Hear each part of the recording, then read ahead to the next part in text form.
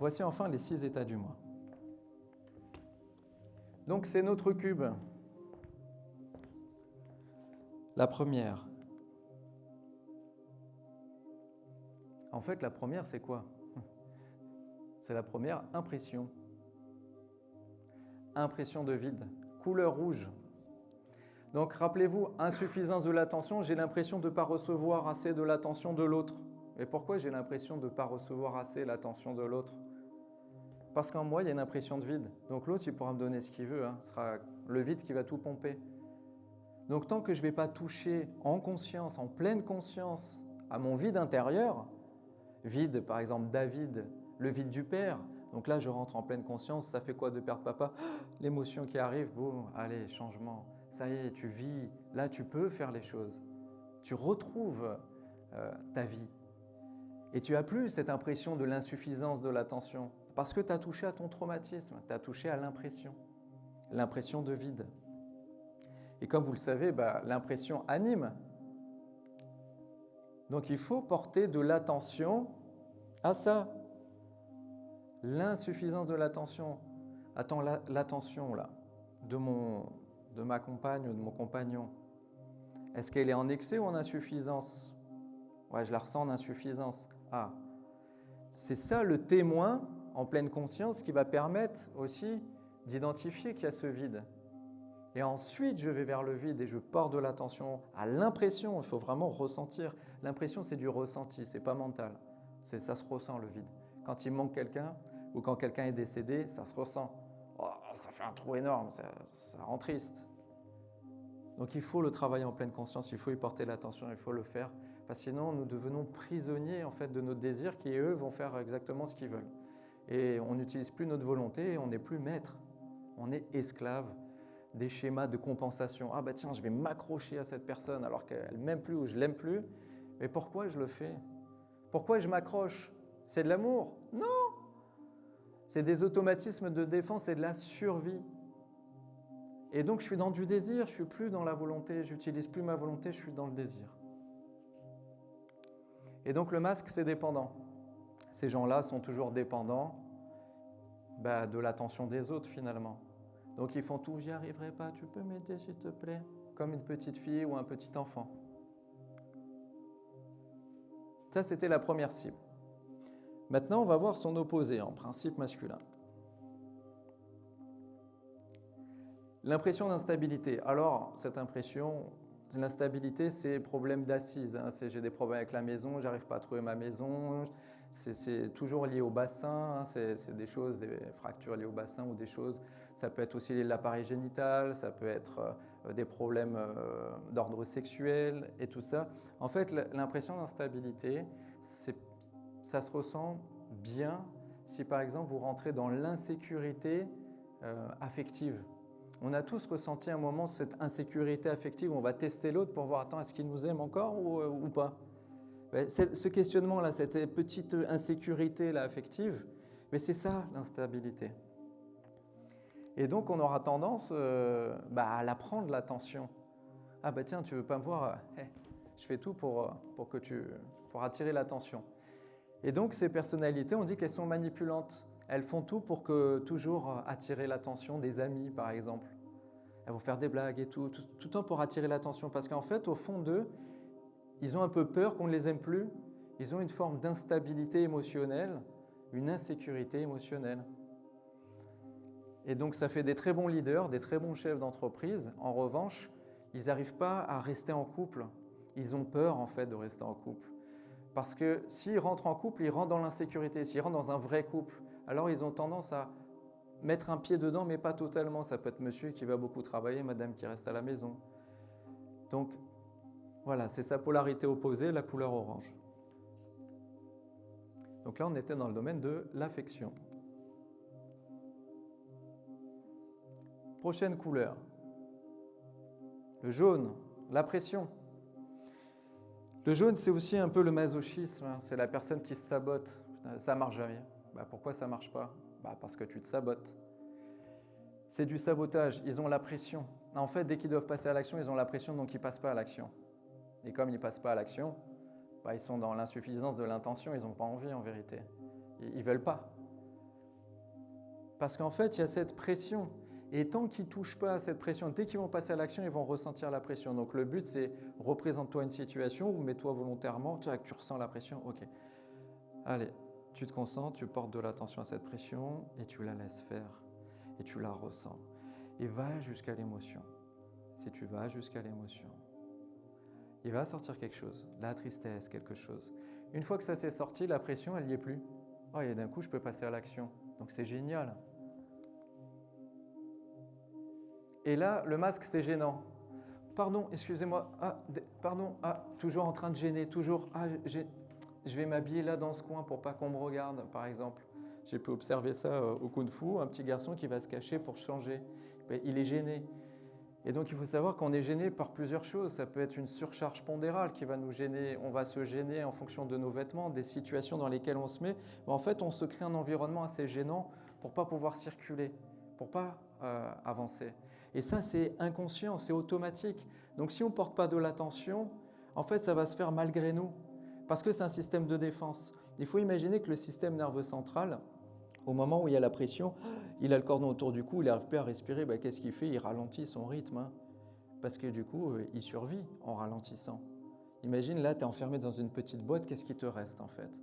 À part diminuer ton souffle et ralentir les mouvements, pour avoir juste suffisamment de souffle. Donc tous les problèmes liés aux poumons, des besoins de respirer ou des problèmes... il y a des gens qui mettent des appareils pour respirer la nuit, par exemple, eh bien c'est toujours relié à ça. Et si ça, c'est pas travaillé, ça va se représenter, ça va devenir l'enfer et donc nous serons esclaves de notre pression. Couleur jaune. Maintenant, on va voir sa version masculine. Couleur verte. Alors ceux-là, on les aime bien. Ça, c'est les contrats. Bonjour monsieur, bienvenue, avocat, maître, machin, et tout ce que vous voulez, appelez-moi maître. Voilà, c'est la contrainte. Ah non, mais là, c'est pas le bon papier. Oui, mais non. Oui, non. En fait, on dirait qu'ils aiment bien nous contrarier. Comme s'ils prenaient un malin plaisir à tout le temps nous contrarier. Et surtout à se positionner de façon autoritaire, à vouloir dominer. Eh bien, c'est parce que c'est eux qui vivent dans la contrainte. C'est eux qui la ressentent au plus profond d'eux. Donc en fait, ils veulent juste qu'on soit au même niveau. Et donc, ils sont dans l'excès de l'intention, si bien qu'il y a des fractures. Donc, dès qu'il y a des fractures des membres, il faut savoir qu'une fracture, elle n'arrive pas n'importe comment. C'est je suis contracté, et comme je suis contracté, je me fais une fracture. Si je tombe en étant tout mou, pas de fracture. Mais si je tombe contrarié, contracté, je fais une fracture. Donc, tout ce qui est lié aux fractures, les douleurs du sommet de la tête jusqu'au milieu du dos, tout ça, c'est lié à cette structure. Ça veut dire que je fais sous la contrainte, je me sens sans arrêt en contrainte, je vais travailler sous la contrainte, je suis dans la contrainte. Et donc ça, c'est une personnalité limitante. Pour éviter d'être dans la contrainte, elle pose des limites, comme ça elle n'est pas dans la contrainte, mais en fait les limites, c'est très compliqué, parce que ça inclut aussi du respect, d'autres choses, et encore une fois, il faudrait faire un masterclass pour développer tout ce qu'il a développé sur chacune de ses personnalités, soi, personnalité, une personnalité. On ne fait pas du développement personnel ici. On ne développe pas les structures, au contraire, on veut s'en libérer. On fait du développement de soi. On sort de l'ego, de renforcer les choses. Attends, je vais y arriver, je vais faire la muscu, ça ira mieux. Non, on va travailler sur le vrai problème et sur l'émotion. Après, on fait ce qu'on veut.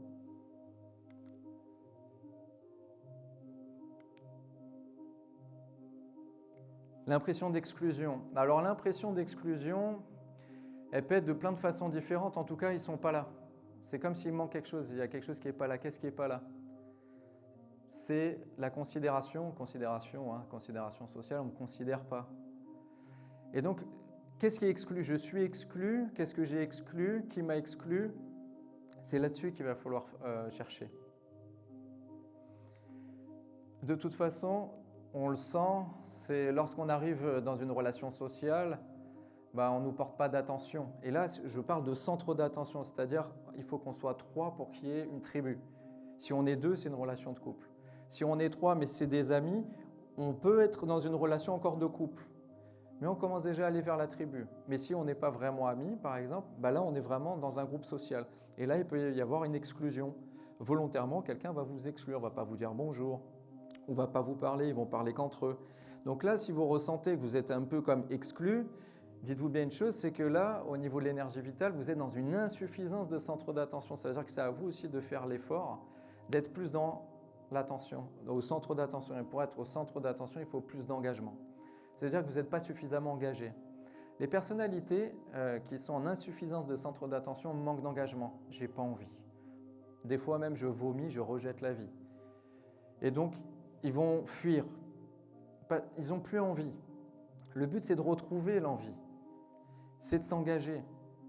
Ces personnalités-là, ne les embauchez pas parce que vous allez être déçus. Ils ne peuvent pas s'engager. Ils en sont incapables. Pour eux, l'engagement, c'est ressenti comme... comment dire ?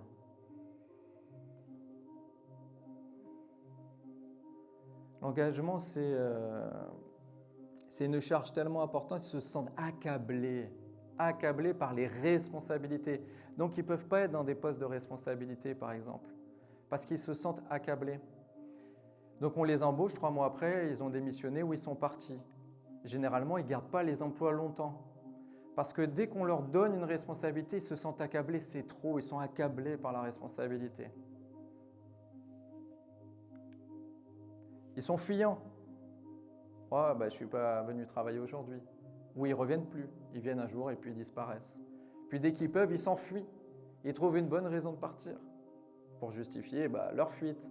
Donc s'ils ne portent pas leur attention là-dessus, sur la fuite et tout ça, ça va être une éternelle répétition de l'enfer, de l'esclavage, parce qu'on va vivre selon nos désirs. J'ai envie de fuir, et je vais fuir. J'ai envie. Pourquoi je m'en empêcherai? En plus, la société valide la fuite, je vais jouer aux jeux vidéo.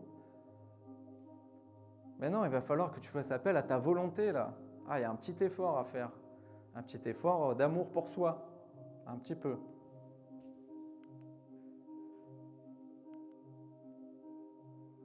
Et notre 6e, la dernière, c'est bien un axis, c'est simple. Hein. Pas besoin de faire de la psychologie pendant des années, il n'y a que 6 personnalités, pas plus. Donc là, c'est la couleur violette. Alors les gens qui portent du violet, la violence, le viol en soi, l'intrusion, les guerres et tout ce qui s'est passé, c'est aussi nos ancêtres. C'est dès qu'il y a eu violence, viol. Donc c'est une impression d'intrusion. Alors le regard de l'autre peut être perçu comme une intrusion, par exemple. Donc par exemple, je suis dans un groupe social et là, je me sens mal à l'aise au regard où j'ai l'impression que tout le monde me regarde. Et bien là, ça veut dire que je suis en excès de centre d'attention. Ça veut dire qu'en fait, j'ai l'impression, les gens ils rigolent, ils rigolent sur moi. Non, en fait, c'est moi qui me mets en excès de centre d'attention, comme si tout le monde en avait affaire de ma vie. En fait, non, tout le monde s'en fout. Mais moi, ma perception, ma représentation, va faire que je vais me maintenir là-dedans. Et je vais me maintenir là-dedans, et d'ailleurs, ça va se voir. Ça va se voir parce que je vais avoir une tendance à être dans la vigilance, dans la sécurité. Je surveille tout, je suis tout le temps vigilant pour justement éviter la violence. Mais ça veut dire que la personne, elle a vécu de la violence. Elle a vécu la violence à la maison, elle a vécu un événement violent. Il y a forcément eu une perception. On ne devient pas hyper vigilant si on n'a pas vécu un drame violent. Donc ça, je pense qu'il y a beaucoup de gens qui peuvent la comprendre, celle-ci, puisque la société rentre de plus en plus dans un climat de violence et de guerre. La société se sentant observée avec toutes les théories du complot et tout ça, forcément, ça crée beaucoup de violence. Mais on peut aussi retrouver l'équilibre et revenir à une harmonie. Alors là, on arrive au plus intéressant, ce sont les jeux inconscients. Parce que oui, en fait, dès que nous rentrons en relation avec quelqu'un, il y a forcément un jeu inconscient des désirs qui sont en train de se dérouler. Et c'est plus fort que nous. Et on va commencer par les 2 premières. La rouge, la personnalité dépendante. Son complémentaire, c'est la personnalité manipulante.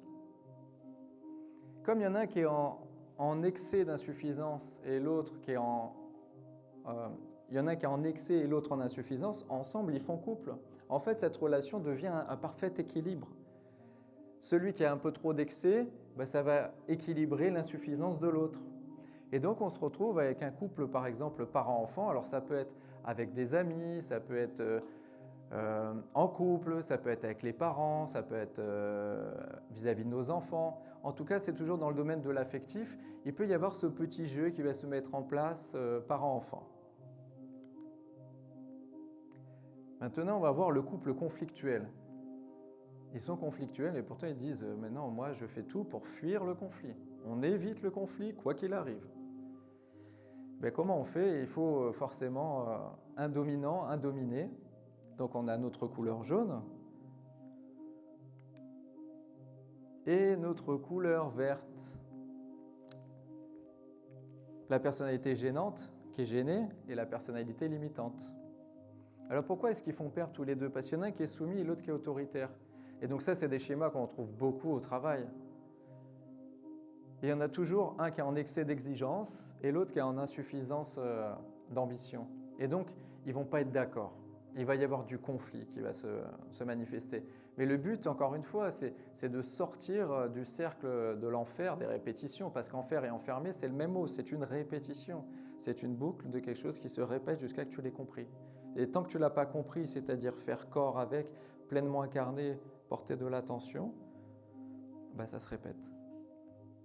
Et le dernier, après, c'est fini. Le couple dysfonctionnel. Eh bien, eux aussi, ils font couple. Hein. Alors, c'est un couple qui ne va pas trop s'engager. On ne va pas se marier, on ne va pas faire d'enfants, hein, parce que sinon, ça ne peut pas marcher. On serait dans l'engagement. Et l'engagement, ce n'est pas possible pour ces gens-là. Évidemment, ils ne veulent pas. On a le fuyant et le vigilant. Et qu'est-ce qui se passe quand ils sont en relation, tous les deux? Il y en a, il est totalement désinvesti. Et l'autre, il est surinvestif. Il fait tout. Il est surinvesti. Et qu'est-ce qui se passe? Il y en a, ils sont ignorés, non appréciés. Tu te rends compte, j'ai fait ça et tout, s'en fout. Et l'autre, elle est accablée par les attentes. Et donc, en fait, ça ne marchera pas. Et ce couple-là, c'est le couple dysfonctionnel. Et donc, il va y avoir des excès de violence. Et donc, ce sont des couples qu'on peut reconnaître. Ça peut être des gens qui se disputent dans la rue. Il y en a un, il n'ose pas trop s'affirmer. L'autre, il va essayer de le dominer, par exemple. Et là, on arrive sur la fin, et c'est le moment le plus important, parce qu'en fait, alors c'est pas des chakras, comme disait mon maître d'Ayurveda, c'est pas vraiment comme ça que ça marche. En fait, on a 3 centres, hein, on a 3 centres d'énergie. Comme on dit, on a la conscience sous la ceinture, on va parler de sexe par exemple, on a la conscience au niveau du cœur, on va parler d'amour, et on a la conscience au niveau de la tête. Alors on peut avoir un rendez-vous en tête à tête par exemple, ou alors un rendez-vous de cœur à cœur. Tout dépend de ce que nous souhaitons faire. Ce qu'il faut comprendre une chose, c'est que toutes les problématiques qu'on a vues ensemble avec les couleurs rouge et orange, ça va générer des problématiques dans cette zone-là au niveau du corps. Donc, s'il y a des problèmes au niveau du corps, c'est toujours lié soit au vide, soit à l'instabilité affective. Il faut ajouter également le cancer du sein parce qu'en fait, le sein, c'est lié à une perte et l'instabilité affective. Donc ça peut être le départ de l'enfant de la maison, ça peut être le mari qui est décédé, l'un ou l'autre. Si la personne elle n'était pas assez assurée affectivement, elle peut déclencher une maladie parce que justement la personne compensait justement son vide, par exemple. Je vais faire très vite. La couleur jaune et verte, c'est, on va dire jaune, on pourrait dire que c'est un peu devant, c'est l'étouffement, c'est la compression, c'est des difficultés respiratoires, c'est aussi lié à la cigarette, le besoin de prendre l'air, c'est-à-dire j'ai besoin d'un espace de liberté parce que je ne me sens pas liberté, j'ai besoin de me libérer de la pression, donc j'augmente mon espace grâce à cette fumée qui va être le prolongement de moi-même et en plus qui va générer une suroxygénation dans le sang. Donc ça, c'est lié toujours à la personnalité gênante, c'est toujours lié à cette pression et la personnalité limitante. Donc les contractions, hein, dès qu'on a mal au dos, les contractions, des douleurs, c'est toujours qu'on fait les choses dans la contrainte. Donc regardez un petit peu ce qui se passe au travail et ça évitera le torticolis et ce genre de choses. Et ensuite, la couleur bleue et violette, on est vraiment dans le domaine des problématiques de type schizoïde ou paranoïaque. On peut aussi, c'est tout le domaine aussi des enfants autistes, des dyslexies. Tout ça, c'est l'insuffisance d'être. C'est en fait la tribu t'attribue et tu t'attribues dans ta tribu. On l'a vu tout à l'heure, ainsi tu es attribué. Et quelquefois, on porte un lourd tribut. Et quand on porte un lourd tribut, c'est-à-dire des choses que les familles ont tenté d'enterrer avec le temps, elles vont ressortir sur des cycles de génération et on se retrouve avec des maladies qui sont du coup un lourd tribut pour la famille qui doit s'en occuper. Ça peut être des Alzheimer, ça va très loin, mais si vous avez compris le concept, vous pouvez mettre beaucoup de problématiques et de maladies. Et la violence, le viol en soi, l'hypervigilance, ça peut amener évidemment à la crise paranoïaque et à d'autres excès de violence et donc des problèmes liés à la drogue et ce genre de choses. Donc là, on a vu les 6 états du moi, vous avez les 6 clés, il suffit juste de porter de l'attention et c'est à vous de faire le travail, c'est cadeau. Maintenant, il faut se mettre au travail, c'est commencer à porter de l'attention à l'intérieur de soi, attentif. Allez, quelle cible je vais faire aujourd'hui? Couleur rouge. Bon, mon vide intérieur. Allez, c'est parti. En vous remerciant et à très bientôt.